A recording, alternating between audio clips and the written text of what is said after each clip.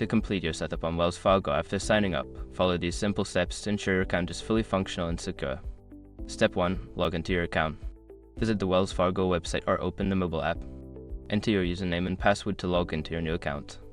Step 2. Verify your identity. You may be prompted to verify your identity through a code sent to your registered email or phone number. Follow the instructions to confirm your identity. Step 3. Set up security features. Once logged in, navigate to the security settings. Here, you can set up two-factor authentication, security questions, and update your password to enhance account security.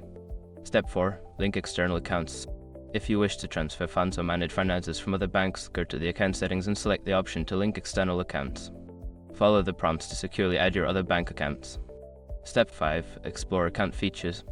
Take some time to familiarize yourself with the features available, such as bill pay, mobile deposits, and account alerts. Customize your preferences to suit your banking needs. By following these steps, you can ensure that your Wells Fargo account is set up properly and ready for use. Enjoy your banking experience.